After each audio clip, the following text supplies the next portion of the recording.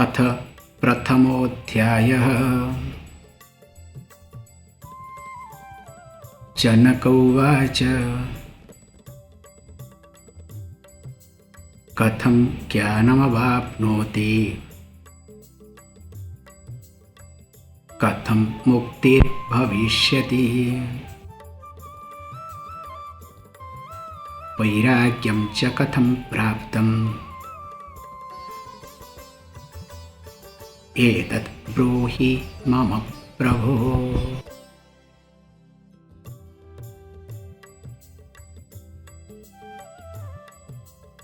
As we are getting into this text, Astvakra Gita or Samhita,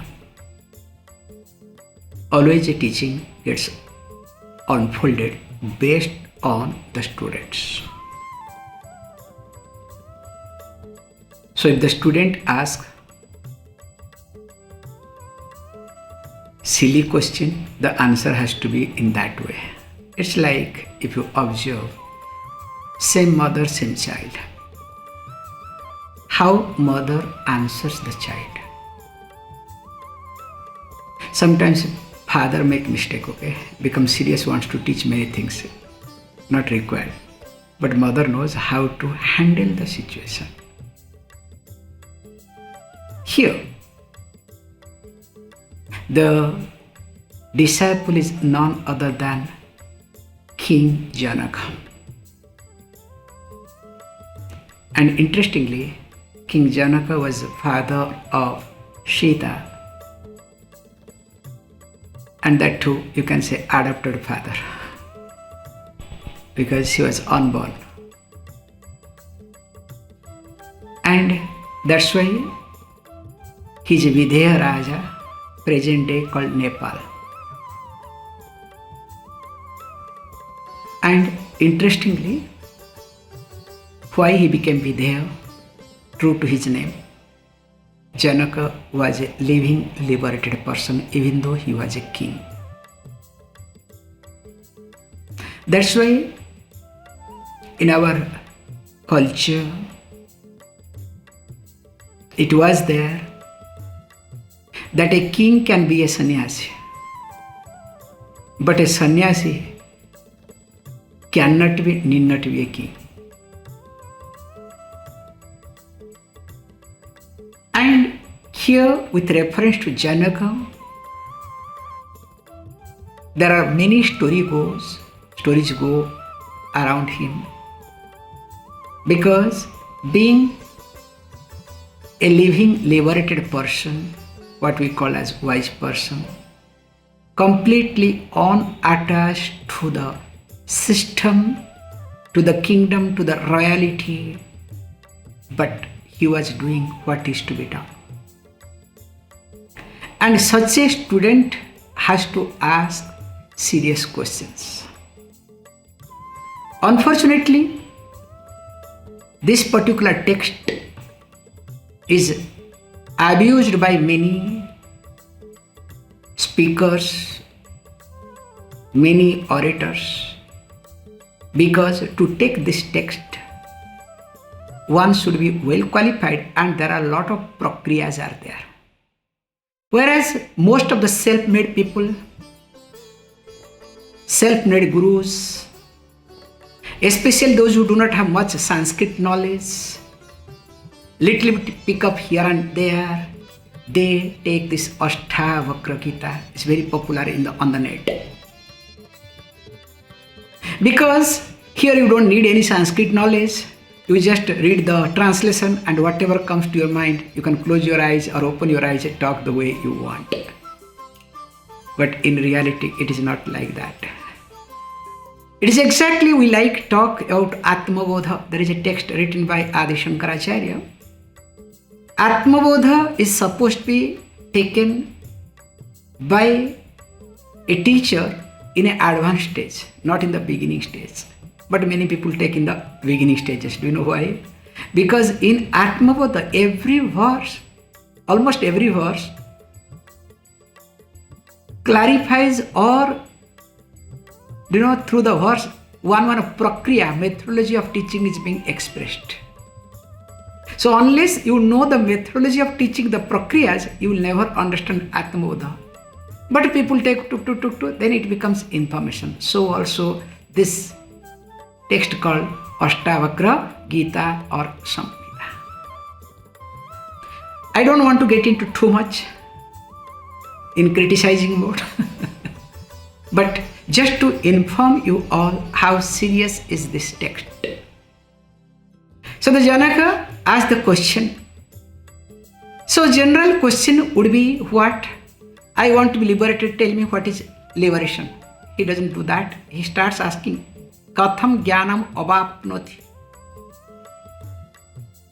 That how does one attain knowledge?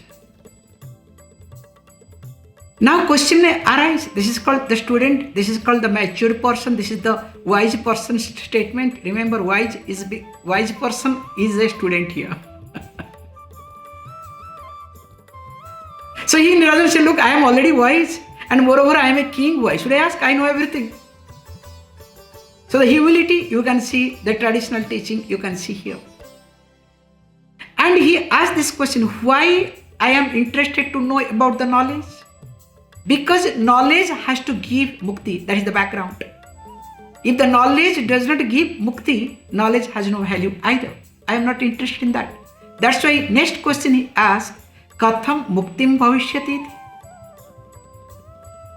How will liberation come to be? Because there is nothing called becoming. That how I will be liberated, you translate also is okay. Because liberation is not a sense of becoming either. That's why how will liberation come to be, to the existence? So what could be the reason? And how to make it? Okay, I understand mukti. This is the chapter is over. No. Most important question he asked, the third one, Vairagyam cha katham praptam iti? Means katham cha vairagyam praptam iti? So how to gain, how to acquire, how to get established in vairagyam? Now when he asked these three questions, you can see how many inputs now you can get from here. So the first point is, the person wants to jnanam or wants to have jnanam for what? For mukti, for the liberation. The person wants this mukti, the liberation, for what? To enjoy, to be happy. So these are the 3 points we need to look at very carefully. So in order to be happy, now the person knows that I am sometimes not happy. And why I am not happy and why I want to be happy.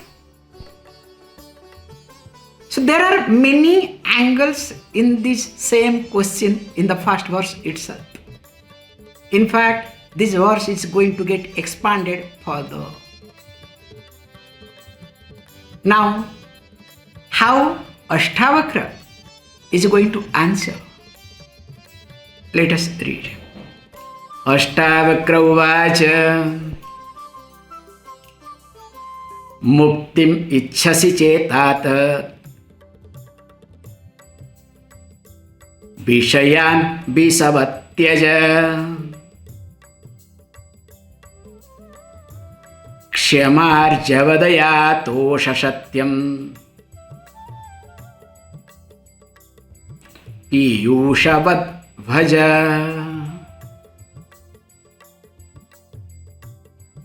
So when the question comes to this mukti, especially I want to be free, now he comes down. Why you are not free? So this is how this, all these new age gurus or self-made gurus, they talk this, okay? You have to look at a lot of prakriyas are there. Let me not get into. So Astvakra answers, Tata. So when he says Tata, very softly, affectionately you address the person, oh dear one. Like we call Pa, come.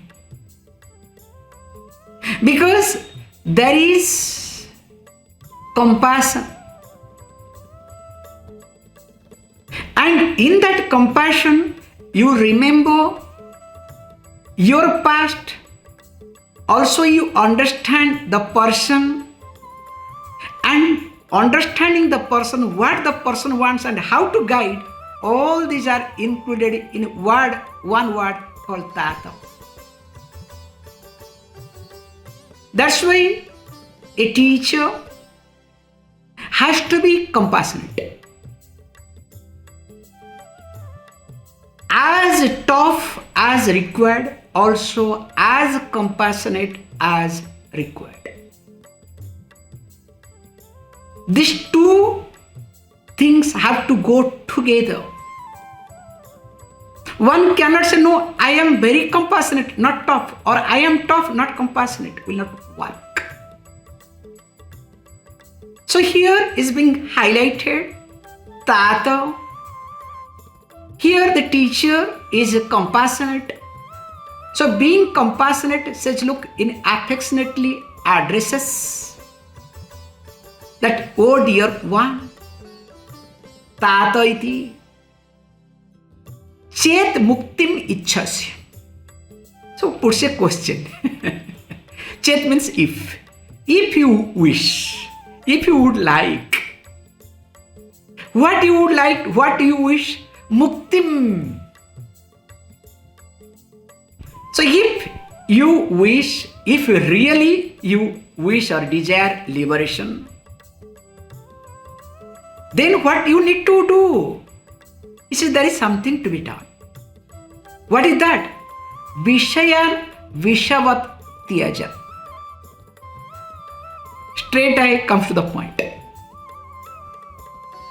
That you need to give up, later on grow out of.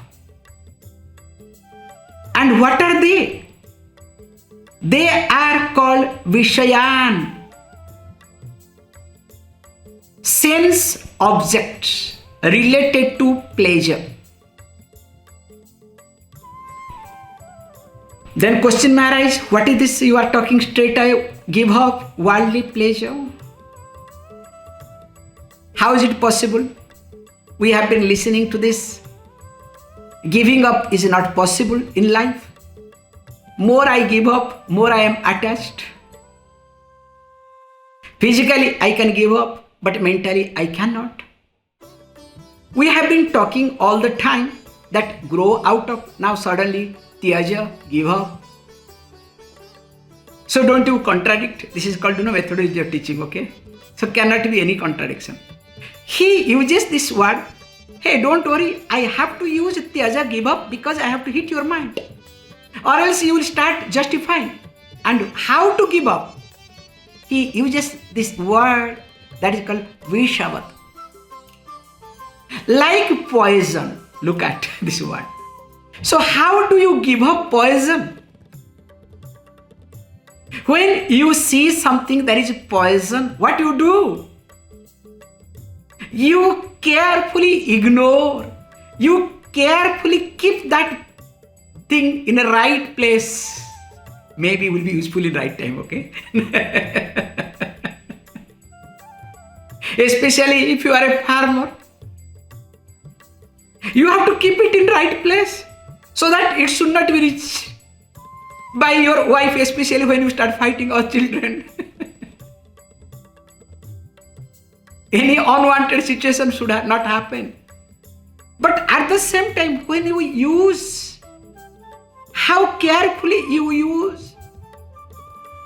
While using, you have detachment over there. In fact, you put all sort of gloves.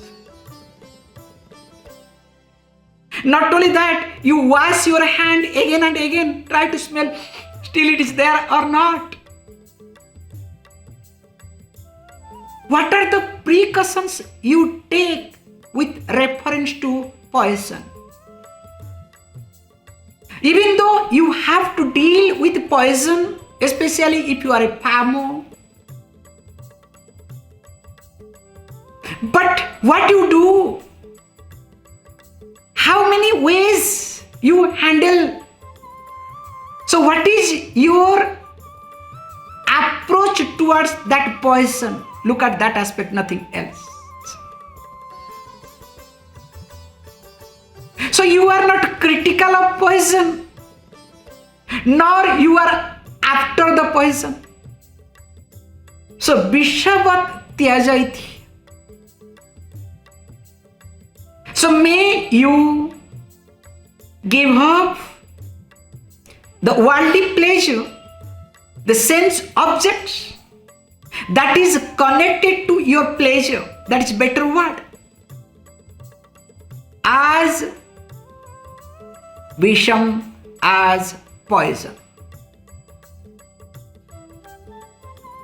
Okay. Once you give up, once you start putting effort, you will go crazy. Like once you start doing clearing your house, you keep throwing many things. What you do? Next moment you buy things, because again it has to be filled up. You understand? What is to be done? He says, don't worry. One more line he adds. Once you start giving up, now simultaneously, Kshamam, Arjavam, Dayam, Tosham cha Satyam, Piyushavat Bhaja. So may you do not bhajanam, okay? Bhaja means here cultivate, seek, dwell upon. You need to dwell upon on what? Some qualities. And what are they? First is Kshama. And when I say Kshama, what we call as forgiveness. Now tell me, now this is Kshama. Then comes Arjavam. We have seen already. Means simplicity, straightforwardness, honesty. Dayam, compassion. Tosham, contentment. And cha satyam, truthfulness. Piyushavat bhajaiti, like nectar. How you run behind nectar and how you run away from poison, and see the mental attitude with reference to these two opposite things. Once you see the mental attitude with reference to these two, now apply with reference to sense objects that you think is going to give pleasure or giving pleasure. Secondly, also getting connected to all these qualities. And these qualities, whatever I have been taught, compassion, contentment, simplicity, forgiveness, truthfulness, combination of both yama and niyam, means where understanding and as well as practice is required. Not only mere practice, not mere understanding. Just now we have completed values of values, so we don't have to talk anything in Ishwar of my life, okay? So connecting.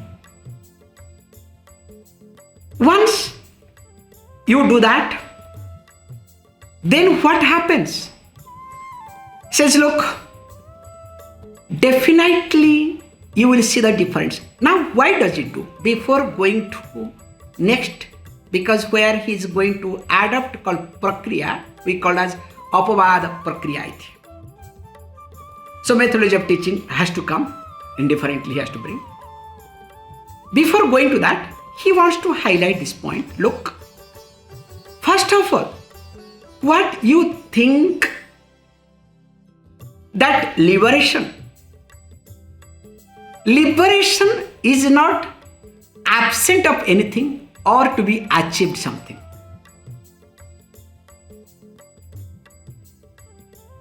Here, liberation is understanding and resolving my notion.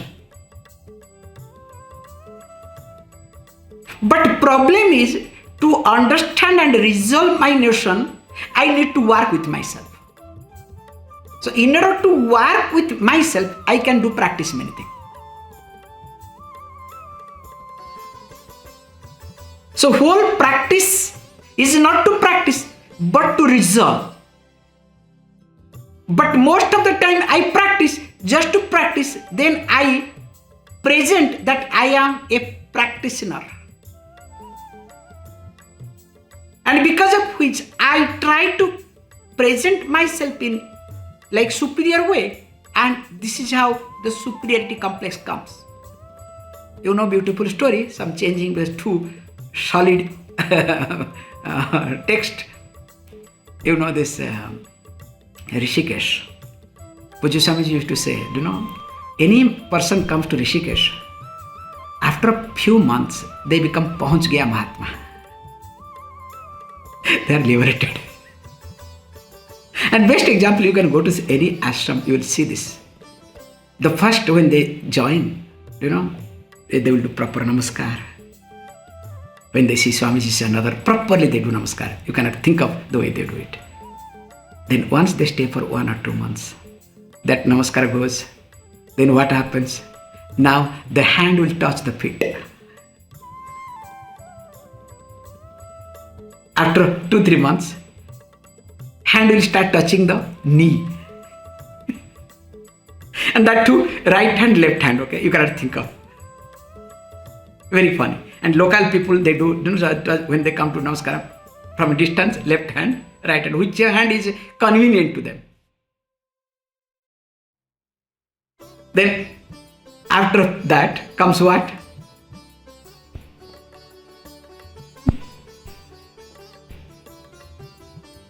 Then comes, then keeping the hand on the chest, namaste.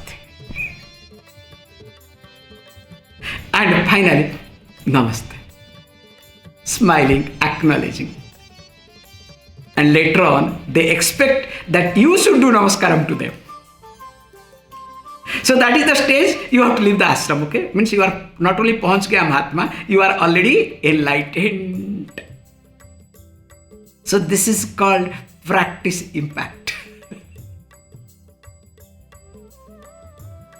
So you need to be acknowledged.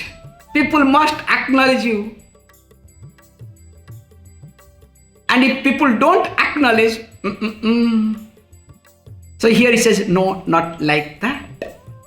You need to look at both that aspect. Both yama and niyama, understanding and practicing. Continuing.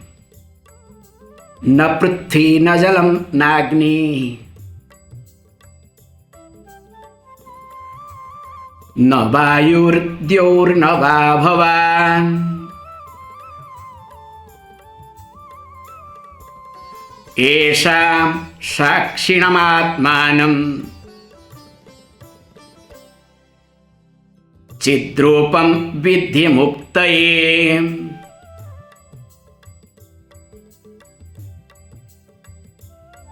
Fine. As I said, This particular verse starts highlighting this prakriya called apavada prakriya. So apavada means negation. So whenever there is apavada, that means there should be adhyaropa. So in short, we say adhyaropa apavada prakriya, but only here apavada aspect, negation aspect have been highlighted. So first we superimpose. So superimposing called adhyaropa, then apavada negating, which is commonly known as this prakriya called na iti, neti neti.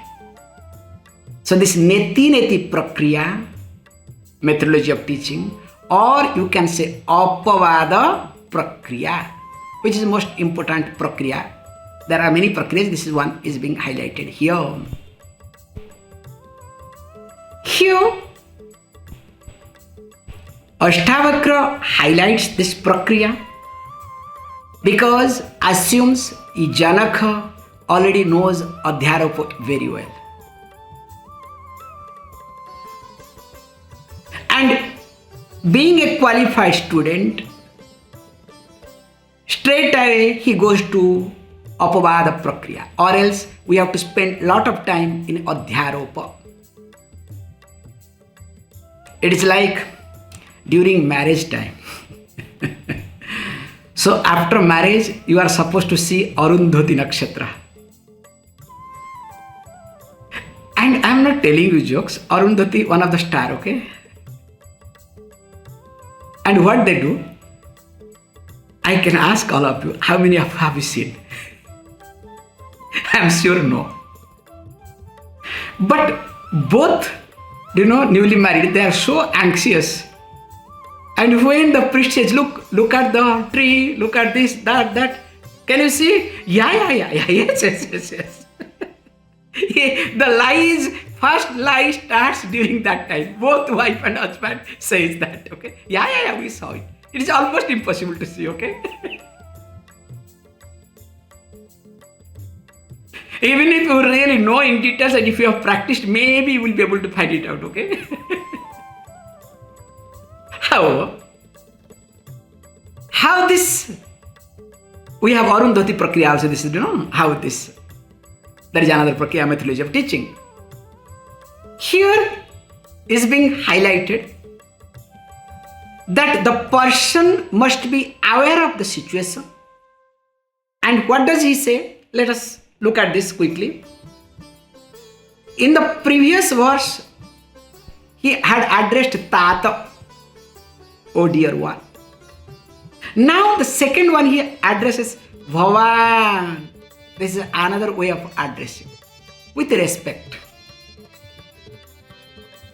Here, not that because he happens to be king, that's why you have to address with respect, not necessarily at all. Because one of the good quality of a teacher is to respect the students.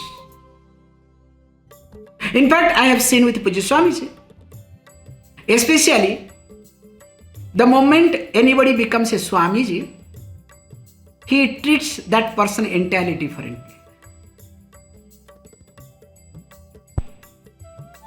They respect automatically. Because this is the minimum thing to be given, to be respected. And here is being said very nicely, Bhavan. Because once we say Bhavan, we have a very beautiful saying. In many languages we have, except English, okay? Including in Italian language also I see. In Indian languages, of course, I see. Do you know, they don't address you. Because one of the worst languages is called English. And we call that as Mlecha Bhasha, In India, we call it Mlecha Bhasha. I don't want to get into too details. We are talking that, okay? So the Bhasha, the language of untouchable people.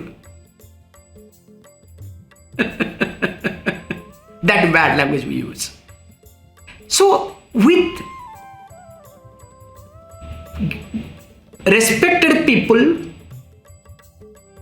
we don't address straight you in Sanskrit Tvam. All languages, Italian language I have seen, in Indian languages available. That's why in India, by default, woman does not call husband's name. In fact, they'll call eh. They have each one has got their own, tune, okay? Husband understand, husband has got tune, wife understands, okay? Eh,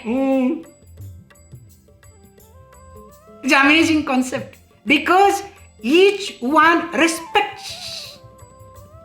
Only when they are angry, they shout, okay? That's another point. But other time you see how they respect each other. Here he says, Bhavan, now Prithvi, we'll be saying this. Now Prithvi, you are not earth. Now Jalam, no water, neither fire, air or sky, space. Means you are not 5 elements. So when you are not elements, what to do, what not to do? That means both elements and elementals are negated.